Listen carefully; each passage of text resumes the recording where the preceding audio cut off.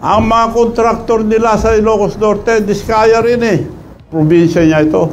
Ano tayo maniniwala ngayon kay President? 17 trillion ng utang ang Pilipinas, utang pa sila. Saan napupunta? Sa korupsyon. Dahil walang isang salita ang Presidente. Siya nagsabi, nakakaya kayo. Dapat nakakaya tayo eh. Pero diskaya sila ang kontraktor niya eh.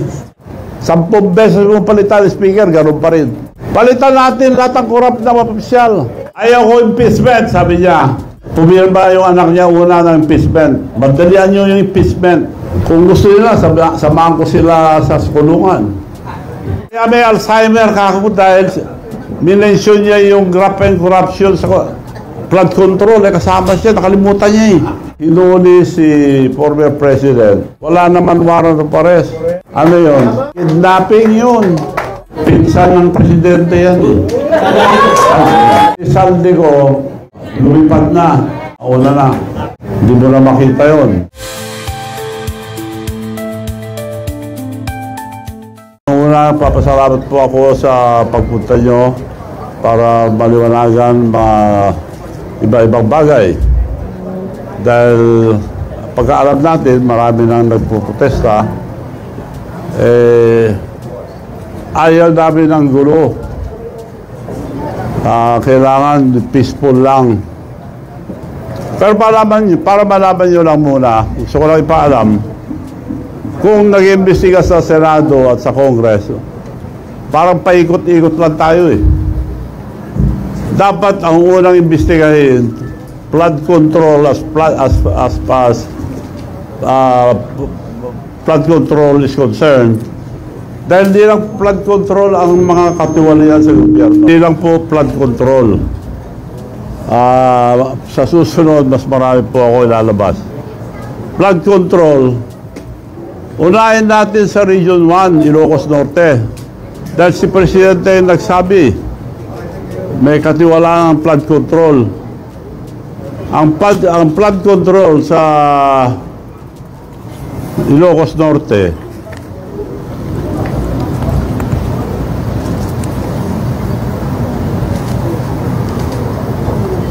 anong year ito? Panahon na ni President BBM, 10 billion. At ito ngayon pinag-uusapan, mga flood control. Sino ngayon ang binibintangan? Diskaya ang gumawa. Ang mga kontraktor nila sa Ilocos Norte, diskaya rin eh. Paano tayo maniniwala ngayon sa mga pinagsasabi din ng mga iniimbestiga?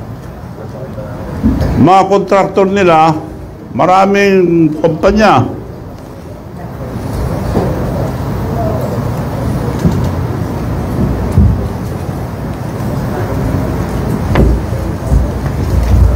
Sa Ilocos Norte lang, St. Matthew General Contractor and Development Corporation,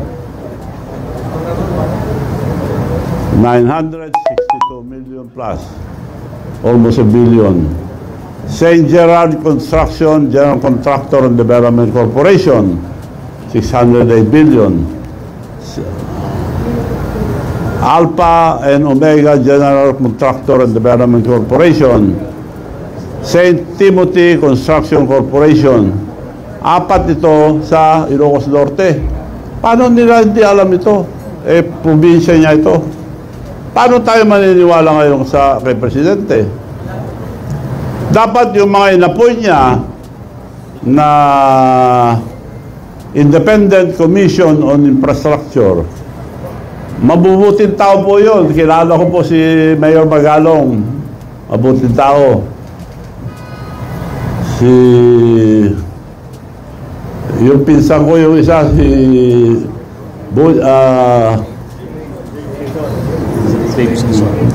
Dave Singson, matino po yun. Kaya nakikiwas, at saka yung mga iba siguro matino rin lahat. Para lang i-guide sila. Unahin niyo po ang Ilocos Norte muna. Huwag na tayo lumayo. Dahil yung mapa, as far as flood control is concerned, at buong Pilipinas, sino naka-corner? Yung mga Diskaya. Sila ang kontraktor nila eh. Ba't pa imbestigahan nila muna yun? Andun na natakalukuhan. So kung antayin natin ang Senado, mag-ano pa yan eh, tatagal pa. Diretso na lang to. At ang suggestion ko lang, huwag na natin pahirapan ng taong bayan. Yung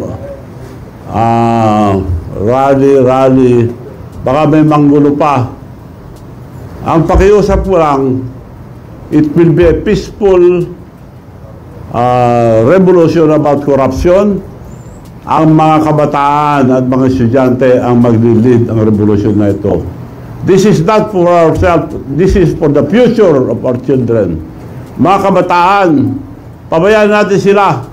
Sila mag-lead itong revolusyon para matanggal ang graft and corruption.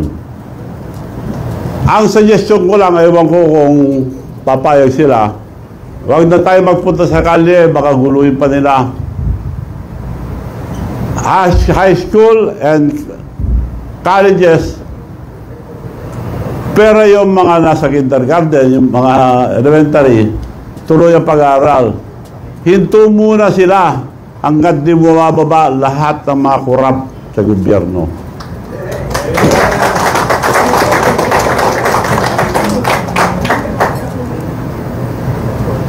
Ngayon, kung ayaw nila mag-resign, sila nagpapahirap sa mga estudyante. Kaya nakikiusap ako sa mga kabataan, mga student leaders, tumayo kayo dahil karapatan nyo to, dahil kinabukasan nyo to. Hindi po para sa amin, tumutulong lang po kami rito sa inyo. Ang mga opisyal naman, mga military and police, generals, mga officials, pabayaan nyo po yung mga anak nyo sumama sa protesta ng korupsyon. Huwag nyo silang pigilin para walang gulo. So yun po ang aking suggestion sa mga kabataan. Huwag na lang sila pumasok muna, magbakasyon muna sila. Kung hindi alis, aanuhin natin yung... Paalala ko lang, education is very important. Pero anong kinabukasan nila? 17 trillion ng utang ang Pilipinas, so utang pa sila. Saan na pupunta? Sa korupsyon. So, yun lang po pakiusap ko. Pabayaan natin ang mga kabataan, mga student leaders, sila mag-lead itong revolusyon ng korupsyon. Wag na suggestion ko lang, pwede rin kayo pupunta sa mga rally, pero baka may manggulo, baka mapama kayo. Ang suggestion ko, walang gulo. Wag na lang kayo pumasok. But tumayo kayo, karapatan nyo magprotesta. Dahil sa ang gobyerno natin, wala nang mangyayari. Dahil walang isang salita ang presidente. Walang isang salita yan. Ba't tayo maniniwala? Siya nagsabi, nakakaya kayo. Dapat nakakaya tayo eh. Kasama yung Sir Diskaya, sila ang kontraktor niya eh.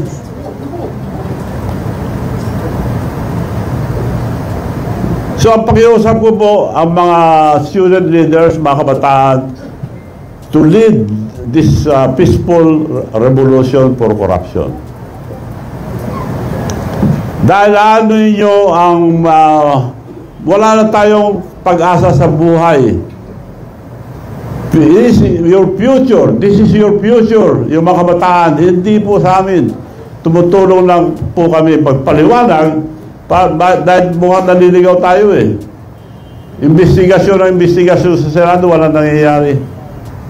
Paikot-ikot lang tayo. Yun lang po. Maraming salamat and I'd like to entertain any question.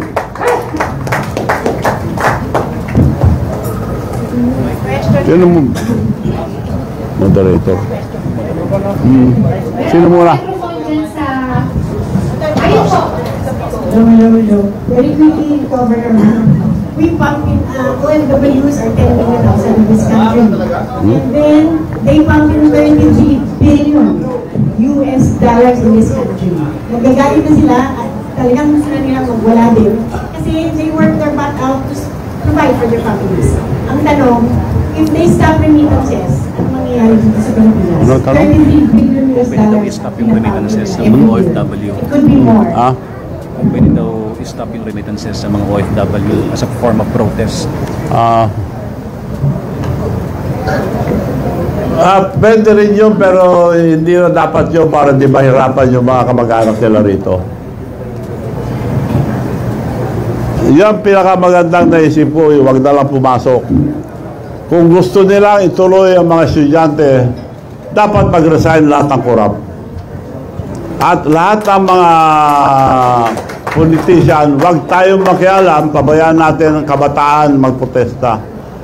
Because this is for your future. Mga kabataan, sila, hindi tayo. Sila na masisira kung di pa tayo tutulong kikilos.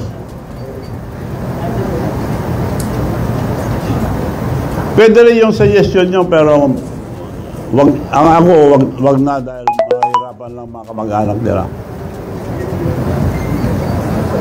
Sir, good afternoon. Sheena Corno from SMNI News in the Sir. Sir, your reaction lang kasi this week nag-resign si House Speaker Romualdez at sa gitna nga ng kontrobersyal na maano man yung flood control project. And ngayon sinasabi ng mga congressista, especially Sandro Marcos, na pinapauwi na nga itong si Representative Zaldico dahil nga sinasabi na siya ang nasa likod ng mga katiwalian dito sa flood control. Sir, sa tingin nyo, damage control lang itong ginagawa nila para hindi lumala yung galit ng taong bayan? Ang pinalit, mabuting tao yan, si Buji D. Pampaganda lang nila yan. Pero kung tutusin mo, same dog, different color. Paano siya susunod din sa naglagay sa kanya dyan? 10 beses mo palitan ang speaker, ganun pa rin. Palitan natin lahat ng korap na mapapisyal. Sir, so ibig sabihin useless yung ginagawang pagdinig, especially po sa Kamara. Useless. Huwag na tayo maglukuhan. Paikot-ikot lang po tayo. Thanks ka very much sa Daily Chronicle. Pakilan daw muna po ni Eddie Marinihan.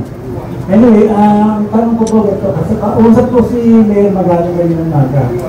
And his comment was like, sa House at sa Senado, you can divide the members. Yung isa, pro Duterte, yung kanila, pro Marcos. Ang makakalungkot lang daw po, sabi niya, walang para sa bayan. Para kay Duterte, para kay Marcos, walang para sa bayan. Ano reaction niyo sa comment ni Mayor Magaling? Ano yun? Paano? Bakit wala daw para sa bayan ng tao? Parang it's either pro Duterte ka or pro Marcos. Meron bang nasa gitna? Meron bang para sa bayan? Well, this is the time to cross party line. Sama-sama muna tayo lahat. Tanggalin muna natin mga korap. Kasi yung mga ibang nagpuprotesta dyan, may ambisyon din eh. So, pabayaan natin ang mga kabataan muna. That's true. Divided dyan dahil may kanya-kanyang grupo.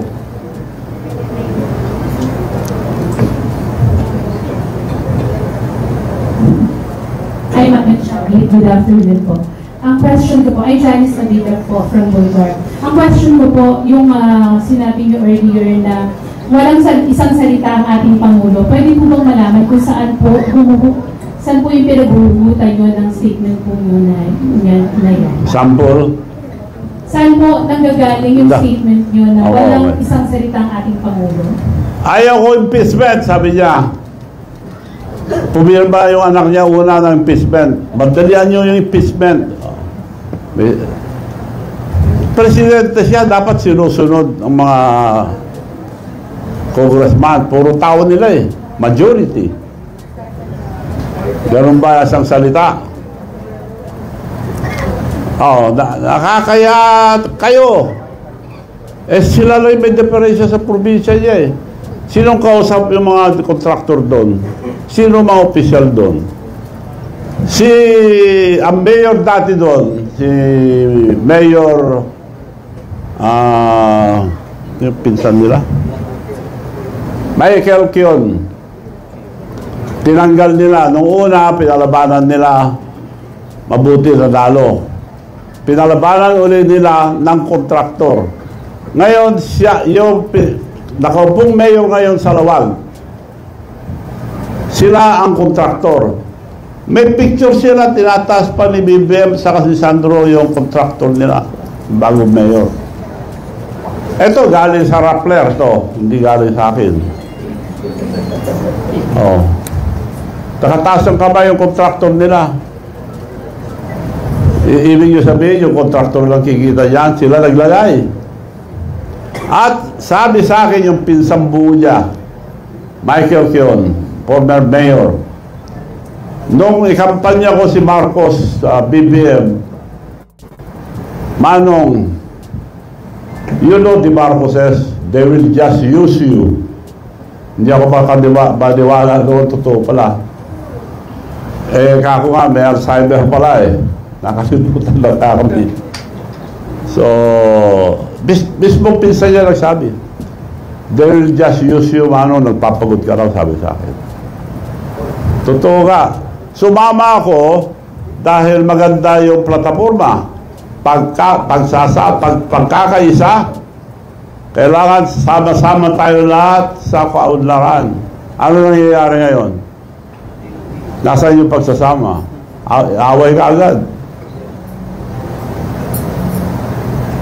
Ibig sabihin po ba, nung panawagan nyo na bumaba ang mga korap, ay kasama po ang ating Pangulo? Ikaw nagsabi.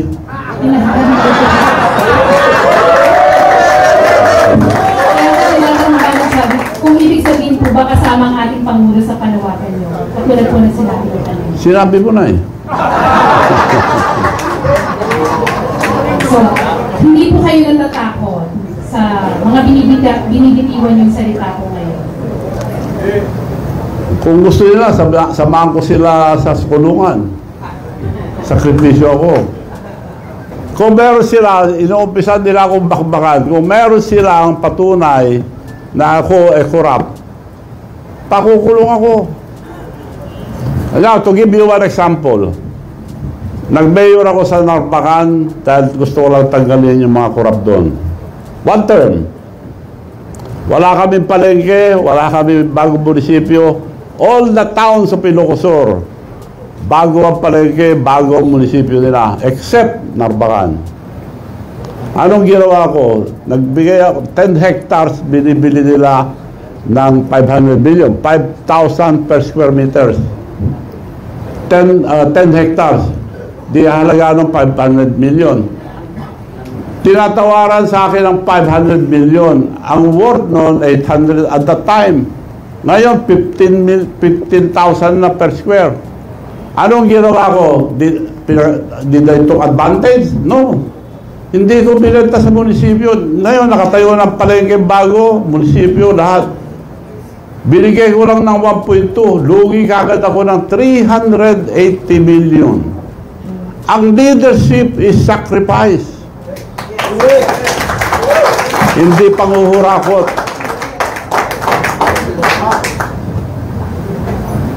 Okay po. Yung next question ko po, bakit po naisip nyo ng kabataan ng gusto nyong magsimula ng peaceful rally? Dahil future ang mga kabataan ang iniisip ko. Kailangan tulungan natin ang kabataan. This is the future of our children. Saan sila pupunta kung puro 17 trillion na utang natin? Umuutang pa tayo, nawawala naman lahat sa mga korap. Kaya kailangan sila mag-lead para walang masabi ang tao na politician yan, na maraming mga bintangan, inggitan. Mga kabataan mag-lead, supportan natin sila. Student leaders, tumayo po kayo. Dahil kinabukasan nyo ito, hindi namin kinabukasan. So may hahanda na po ba kayong hakbang para kayo pong magpasimula? Suggestion ko lang yun kung gusto nila. Yun ang the most peaceful. Ngayon, yung mga ibang leaders, sinasama sila sa protesta. Baka mangyari pa kagaya sa Nepal. Magulo masyado. Ayaw ko yung mapapamag din yung mga estudyante. So, kaya ako nga peaceful revolution against corruption. So sa tingin niyo po, paano natin masisiguro na hindi sila magagamit ng any sector para sa pansarili nilang? Kaya nga nakikiusap ko rito, kasapin natin lahat. Pabayaan natin ang mga kabataan ngayon kumilos. This will be the first time in the Philippines, or I think in the world, na ang kabataan ang mag-lead ang revolution against corruption. Pakita natin sa buong mundo na hindi tayo gagaya sa iba na magulo. May namamatay, may nambabasag, may nasisira.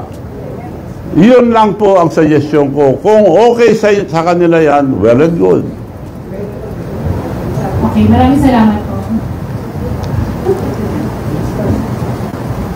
Good afternoon, Go. Good afternoon, ma'am. Ng Filipino Beer. Kanina po binanggit nyo na ang presidente kasama doon sa minensyon nyo kanina. Can you name names? Mga contractor lang ba ang sinasabi niya na corrupt?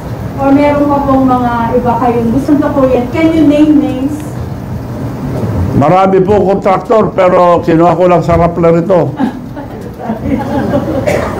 At maraming listahan, minensyon ko lang yung Ilocos Norte dahil tigaron po ang presidente natin. Yung bagong mayor ng Lawag City ngayon ang the biggest contractor aside from the Discayas. Magandang hapon po sa lahat at lalo-lalo na po sa inyo, Governor Chavez Singson. Maraming salamat po at kayo ay nakikita namin na nakikisa sa sentimento ng mga mamayang Pilipino. At tungkol lang po doon sa sinasabing pagsisinungaling, dadagdagan ko lang po. Maliwanag po ang pagsisinungaling ng ating Pangulo dahil doon sa binanggit na po na 5,500 na flood control project na natapos na at marami pang kasunod. Subalit ang Panginoon po ang nagpahayag na talagang wala pong natapos. Yun po ay isang kasinungalingan po na hindi na na-verify. Kaya tama po ang sinabi niyo na napakasinungaling po talaga. At tungkol naman din sa sinasabi na kung kasama ba ang Pangulo sa korupsyon, kitang-kita naman po. Dahil unang-una, ang lahat ng nagaganap na ito, imposibleng walang kinalaman ang ating head of the state. Dahil siya po ang pinakamataas na tao sa ating bansa, dapat po lahat ng nagaganap bilang competent leader ng ating bansang Pilipinas, dapat po talaga ay alam niya ang nagaganap at nangyayari. Katulad nga po ng 250 na congressman na pumirma, imposibleng hindi niya alam dahil alam niya po na ang anak niya ang nanguna rito. Yun lamang po. Maraming salamat po. Mukhang tama po kayo dyan. Ang budget, iuutos ang presidente sa DBM. DBM gagawa ng project upon the instruction of the president. I-re-review muna, magre-review dyan, presidente. Ipapasa niya sa Kongreso at Senado, mga kasama niya lahat. Sino hindi sumusunod doon? Ngayon, bibintangan niya ibang tao. Alam niya lahat yan eh. Kaya may Alzheimer kako dahil minensyon niya yung graft and corruption sa flood control. Kasama siya, nakalimutan niya eh.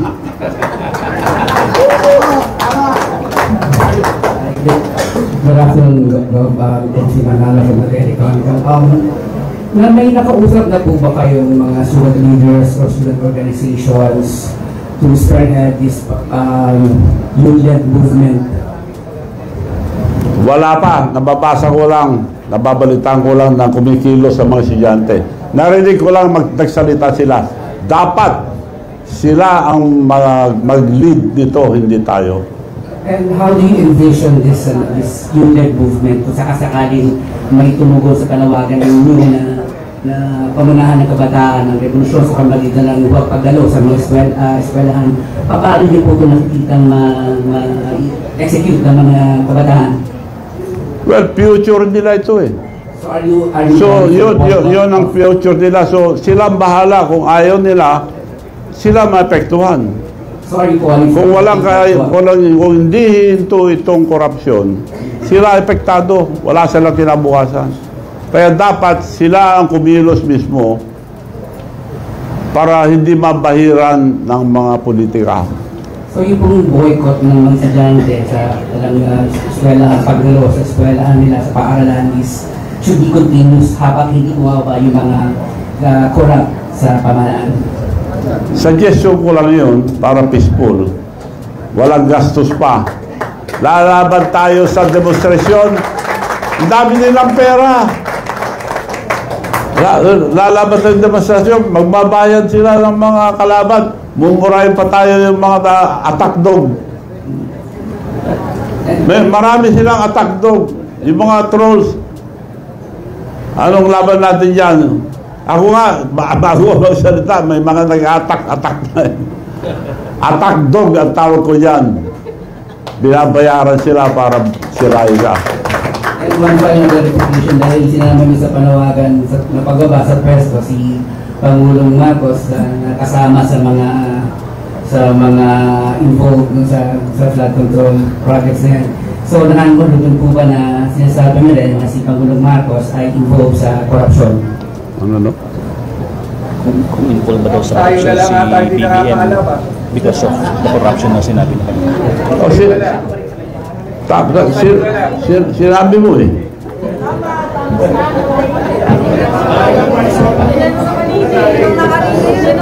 Ising na tao! Ano na kanina yan?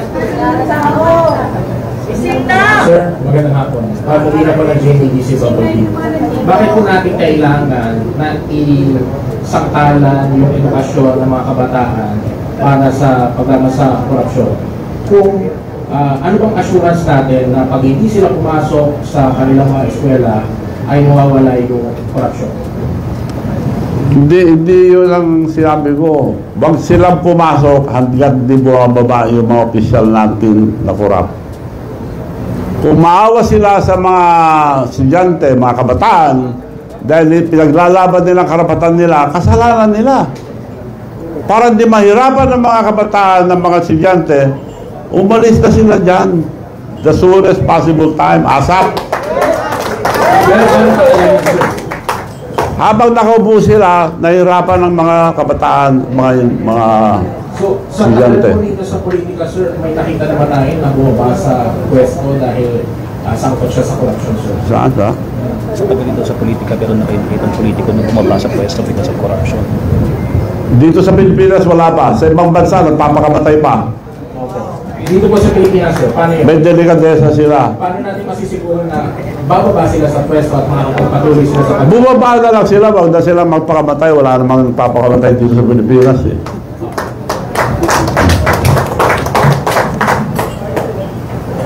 Maganda nga po, ETA na 98.3 FM. Go! Marami na ho tayong batas dito sa Pilipinas. Dapat ho bang magtayo pa po ng ICC? Para ano ho yun? Meron na ho tayong ombudsman, meron na tayong sandigan bayan. Pagkatapos mo ng investigasyon ng ICI, ano mangyayari? Saan ho dadalhin nun? Hindi nga dapat yun ICC dahil may sarili tayong batas. ICI po, ICI. Sa? ICI. ICI, itong ano? Oh. Ano lang nila ito, pampapugi lang nila. Dahil mabubuting tao yung nilagay.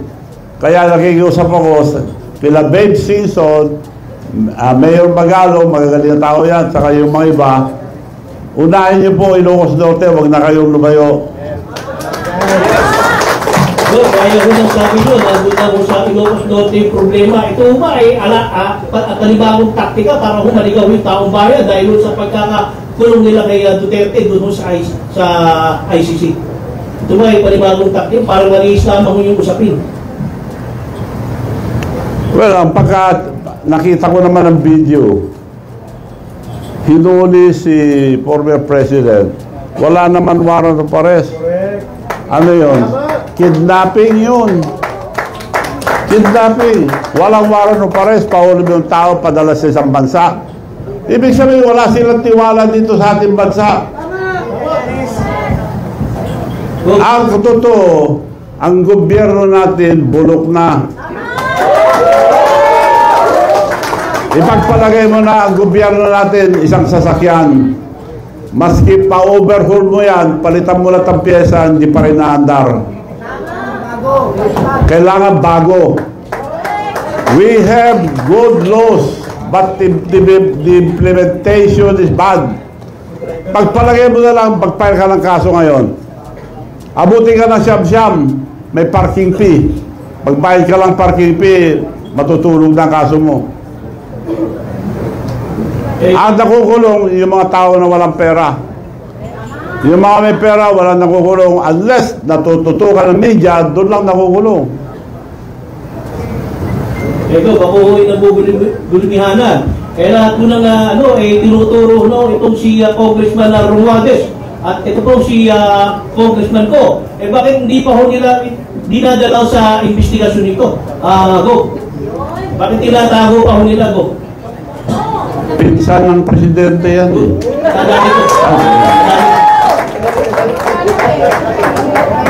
Ang alam ko, si Saldico, lumipad na. Nauna na. Hindi mo na makita yun. Salamat po.